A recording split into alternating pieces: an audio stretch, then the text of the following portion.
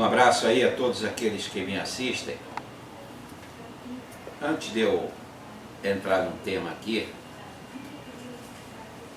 que eu vou falar, que é referente aos presídios aí no Brasil, eu queria entrar num tema aqui que é de vital importância, quanto à questão das aposentadorias. Então é o seguinte, existem 10 mentiras aí que o governo Temer não fala. Primeira, é o próprio fim das aposentadorias.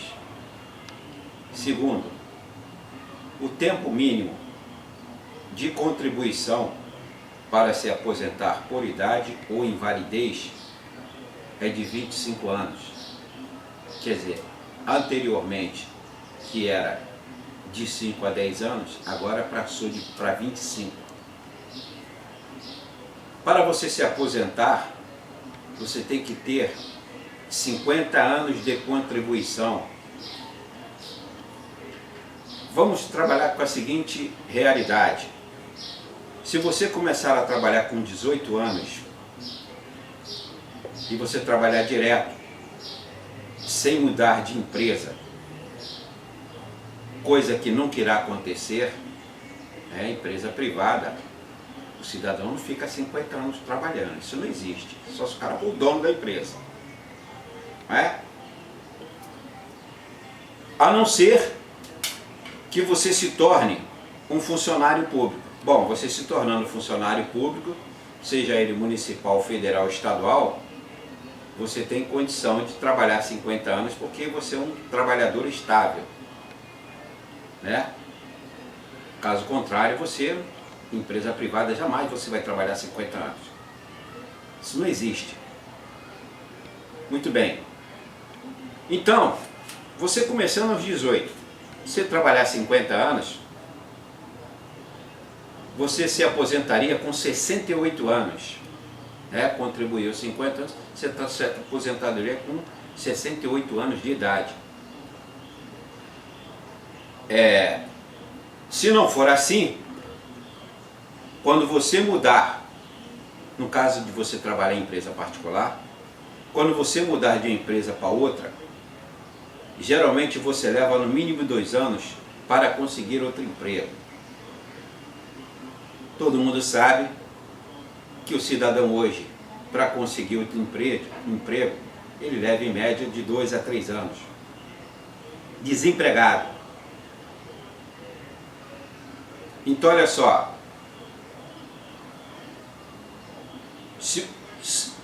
dentro desses 50 anos, se você mudar 3 vezes de emprego, soma isto mais no mínimo 6 anos, o que irá esta idade para 74 anos. Ou seja, vou repetir aqui para quem não entendeu. Você, nesses 50 anos, você foi desempregado 3 vezes. Vamos trabalhar com o mínimo aí. Você ficou em média 2 anos desempregado para conseguir outro emprego. Então, em 50 anos você bota aí mais 3 anos. Tá? Eu estou trabalhando sempre com o mínimo, não é com o máximo não. Eu estou sempre partindo da melhor hipótese, não é da pior hipótese. Então se você levasse aí 3 vezes de emprego, você mudou 3 vezes de emprego, que é muito raro, geralmente o cara muda 7, 8 vezes de emprego. Você considerando que você mudou 3 vezes dentro desses 50 anos, então você pegou 2 anos para você conseguir outro emprego, 2 anos desempregado, vamos dizer 6 anos. Então em vez de 68 anos de idade, se você começou a trabalhar aos 18, você vai para 74 anos a sua aposentadoria.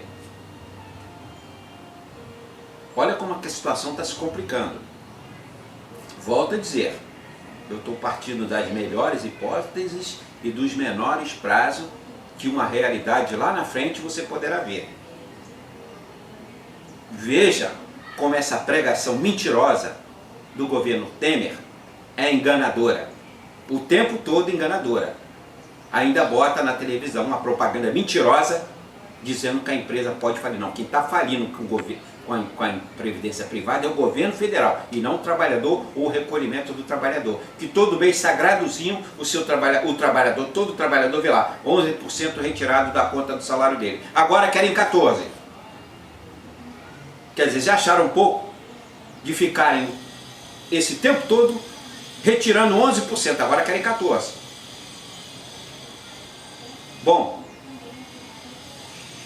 então, o que aposentou dali se tornará uma lenda, né?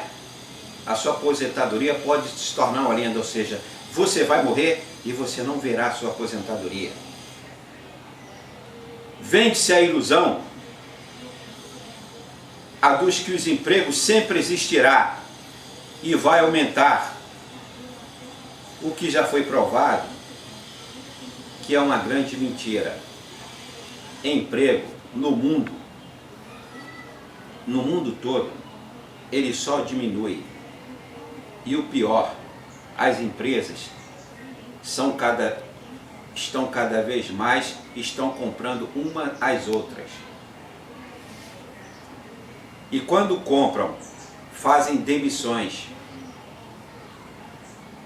Em resumo, o presente e o futuro está nos mostrando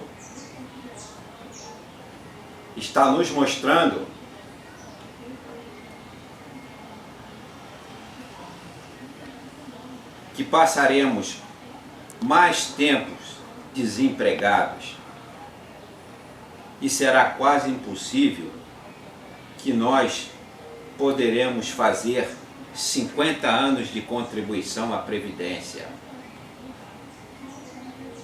Isso é o que de fato irá acontecer. Existem outros fatos somados a estes, que são os seguintes. Quando você vai procurar emprego, né, você vai lá na empresa procurar emprego, você ainda tem discriminações, seja ela com raças, por causa de raça, né, a cor da pele, opções sexuais e religiões. Não adianta dizer, não vem com essa conversa, vamos parar com essa conversa fiada de dizer que tem lei que pune porque o cara é racista, que pune por opções sexuais, que pune por discriminação. Isso aí é uma baboseira, né? Uma coisa é a lei, outra coisa é a lei de fato ser aplicada e a gente ver de concreto o que essa justiça que nós temos aí, esse poder judiciário que nós temos aí podre, essa justiça lenta, pior do que uma tartaruga, que não consegue cumprir todas as verdadeiras ansiedades que a sociedade precisa, não vem me dizer que tem lei para punir isso aí. Isso é uma grande baboseira. Quem já sofreu esses mesmos tipos de problema, sabe que eu não estou dizendo nada de mentiroso. Bom, tem o fato ainda da sua idade. Se for mulher com 35 anos de idade, já é velha. E se for homem com 45 anos de idade, ele também já é velho. Quer dizer, a mulher tem 35 anos, já é velha para o mercado de trabalho. Pode ser boa, bonita e gostosa, não vai fazer diferença. 35 anos já é velha. Um homem 45 anos também já é velho. Ah, porque um aposentado, um cara tal. Tá, então em 1000 casos você tira um, aí se dá como exemplo. Se distorce a realidade. Eu quero ver o cidadão hoje, seja ele homem ou mulher com 35 ou 45 anos, com facilidade conseguir uma vaga no mercado de trabalho hoje. Essa é a realidade que nós temos que nos defrontar. Vamos parar de ficar nos vendendo ilusão e ficar acreditando em mentira que o governo o tempo todo fala. É isso que nós temos que nos posicionar. As profissões hoje estão sempre mudando. Dificilmente alguém irá ficar numa empresa por mais de 10 anos sem mudar de profissão, ou então será demitido. A realidade é essa, porque as profissões estão sempre mudando. Então o sujeito, a empresa, as inovações faz com que o sujeito, as profissões sejam eliminadas, o sujeito tem que mudar de profissão, tem que se adaptar, ou então a empresa demite ele e acabou. Mesmo às vezes que ele tente se tentar reciclar, se modificar, mudar de profissão, ainda assim, ele tem 10 anos de profissão, dificilmente a empresa fica com ele. Não vai me dizer que empresário nesse país tem coração para dizer assim, não, que ele é um excelente funcionário, trabalha 10 anos. Vamos parar com essa historinha. Vamos parar com essa historinha. O empresário visa especificamente o lucro.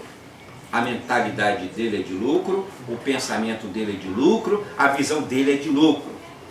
E se você, como empregado, não der o resultado que ele quer, não da sua competência não, o que ele quer, você não vai ficar dentro daquele espaço da empresa. Esse é o caminho que nós estamos seguindo. Bom, por que o governo então, o governo federal, ele não deixa de ser um bandido assumido, essa é a verdade, e não para de recolher os 11% do INSS e deixe que o próprio trabalhador faça a sua poupança? Isso ele não quer. Então faz o seguinte, governo federal, para de recolher os 11%, deixa o cara que se vire com os 11%. Ele não quer, ele quer tomar o seu dinheiro. Mesmo que lá na frente depois, ele não vai te devolver esse dinheiro em forma de aposentadoria, ou uma aposentadoria miserável, que a cada ano que vai passando, vai sendo deprimida pela inflação. É isso que acontece com todo trabalhador. Ou a gente vai para a rua e briga para derrubar essa reforma porca que está aí da Previdência Trabalhista, ou a gente vai trabalhar com salários miseráveis e morrer com aposentadoria também miserável. Ou a gente acredita nisso, ou cada um viva um salve-se quem puder. Bom, entrando aqui no meu tema agora, de fato, eu quero dizer o seguinte, nós temos aqui no Brasil, né, um sistema penal que ele foi feito para matar. Não foi feito para prender ninguém, e muito menos para essa palavra hipócrita que toda hora se fala de ressocializar. Em primeiro lugar, o Brasil nem o social de fato faz, muito menos ressocializar. O que é ressocializar? Socializar pela segunda vez. Não se há nenhum processo social, primeiramente dentro da pobreza, nem dentro das favelas, nem dentro dessas pessoas que antes foram presas. Quanto mais ressocializar. É uma palavra hipócrita, demagógica, irônica. Com esses infelizes que estão presos lá, dentro de qualquer presídio deste país. Bom, o sistema penal brasileiro, existe vários responsáveis. Nós temos o poder judiciário, pois os juízes deste país têm a cultura doentia da prisão, pois só veem a prisão como forma de punir o cidadão. Não consegue ter outra visão a não ser a da cadeia. Tudo com eles é colocar na cadeia.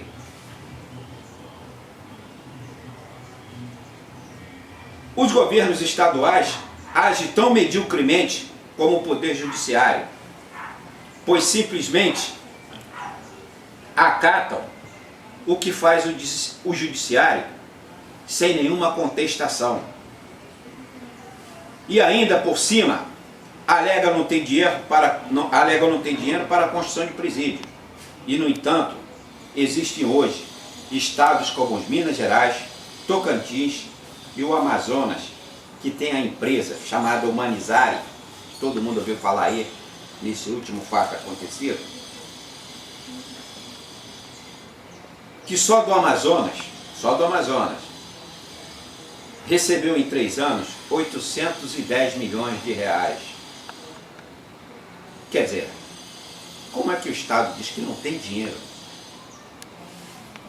para fazer concurso público, para contratar funcionário público, para construir o próprio presídio, independente de outras verbas que possam vir, e, no entanto, ele tem 810 milhões de reais para dar para uma empresa?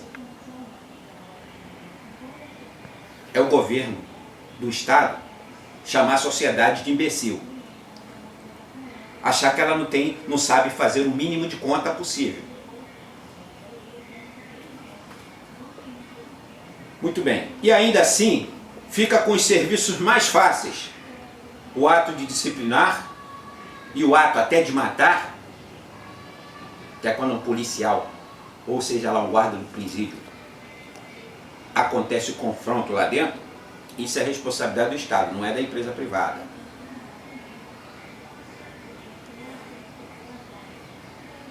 Então isso aí é a função do servidor público, não é da empresa privada. A empresa privada vai lá para ganhar dinheiro e ter o serviço moleza. Esse é o resumo da ópera.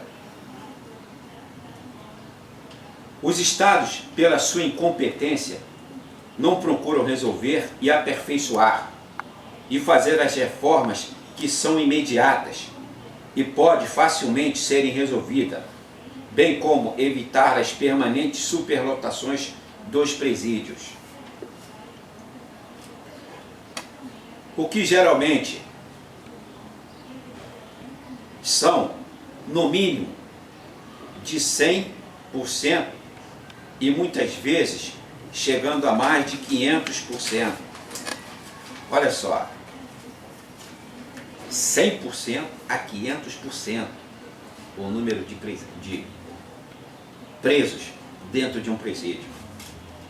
Esse é um absurdo que chega uma lotação.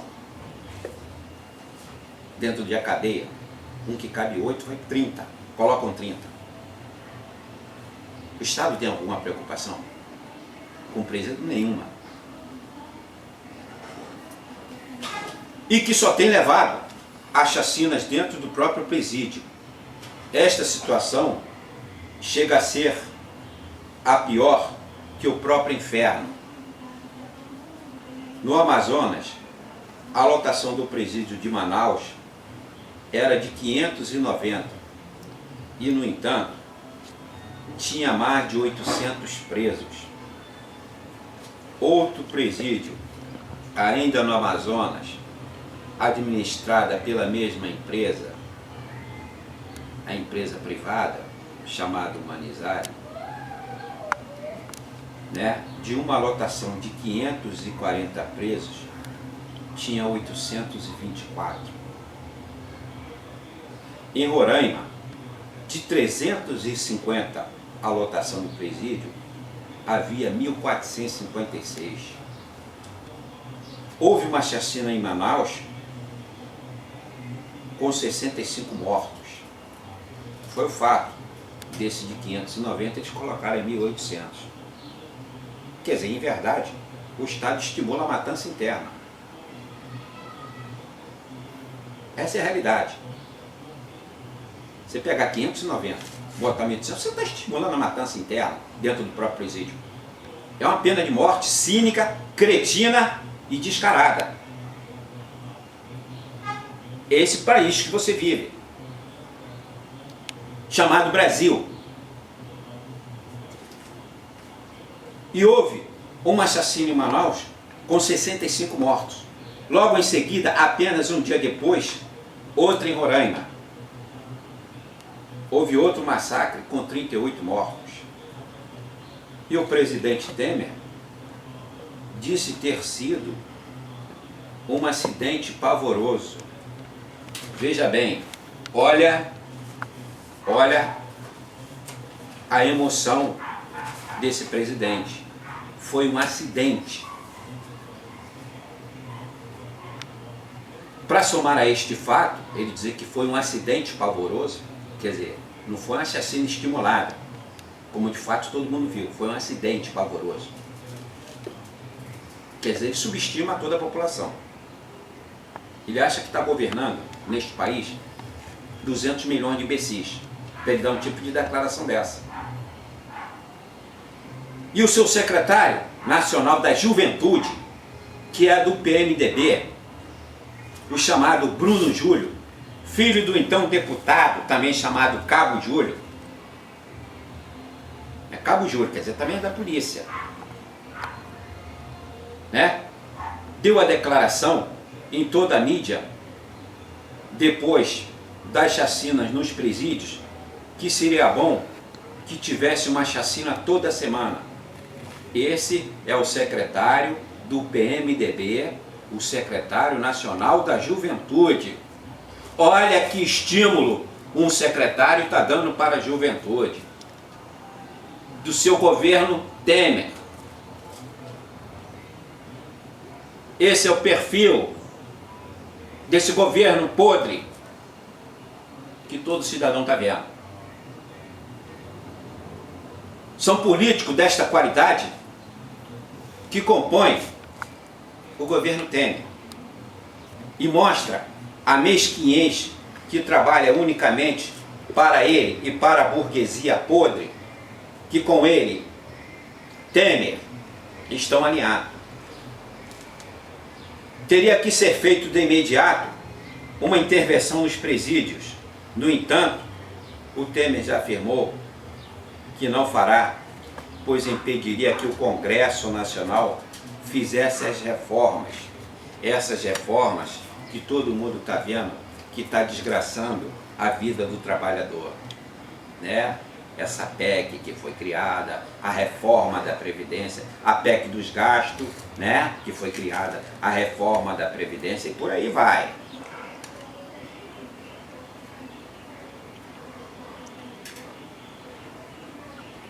O país, então, com essas reformas, ele só está desgraçando o país. Quer dizer, ele não pode fazer uma intervenção porque vai parar isso aí.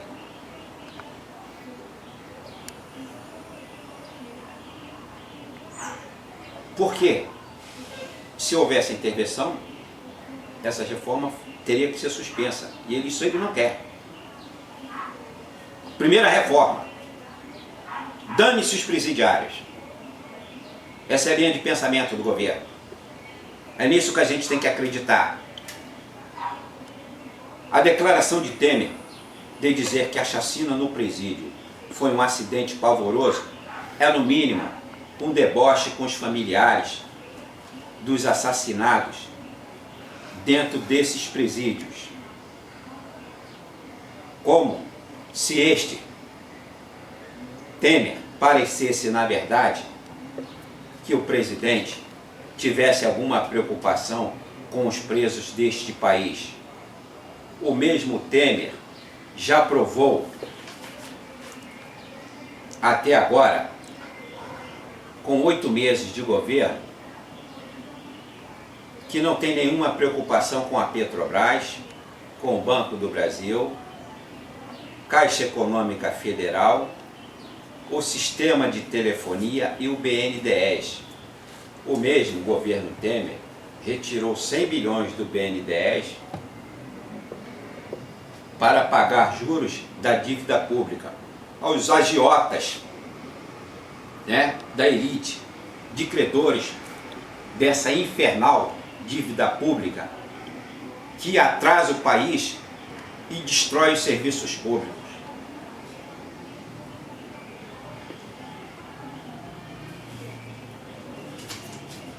E além do mais, ele está eliminando os direitos sociais e trabalhistas e a destruição da saúde e a entrega de todo o patrimônio público às empresas estrangeiras.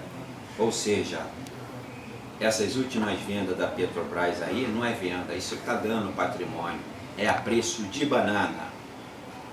Para você vender, como comprou a empresa norueguesa, o barril do petróleo a R$1, a $1,25, é melhor dar logo.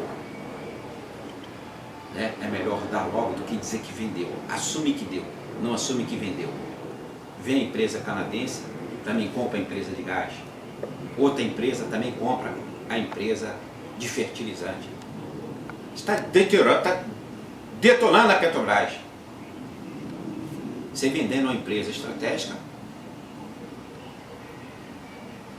e todo o povo brasileiro fica de braço calado. Ele cruza os braços, fica calado e não diz nada. E ele vai fazer o tempo todo o que tiver que fazer e assunto encerrado. A população não fala nada, então vamos fazendo. O cidadão desse país, o trabalhador desse país, não tem mais ninguém para defender ele. Ou ele procura se defender, ou esse governo destruirá todos nós, cidadãos. Em Manaus, alguns dos que foram mortos, agora nessa última assassina, estavam em prisão preventiva, ou melhor, nem tinham sido julgados, o que é responsabilidade do judiciário, que só tem a pressa em prender. Não se importa qual é a real situação dos presos em alguns estados do Brasil, já que teve preso que dormiu algemado nos corrimões de delegacias e mesmo dentro do próprio carro de polícia,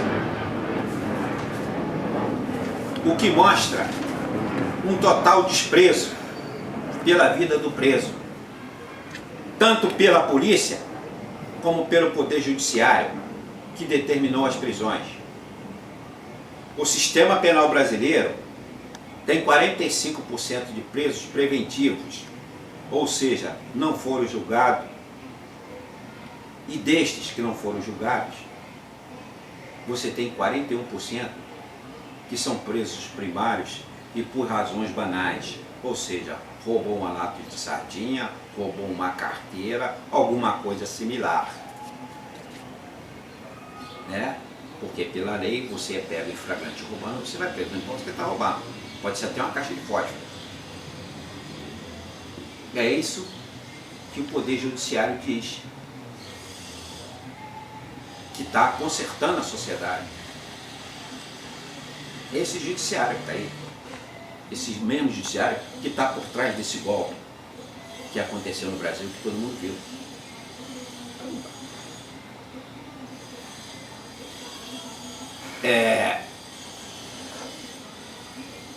E ainda por cima, entre 15% e 25% já deveriam estar soltos.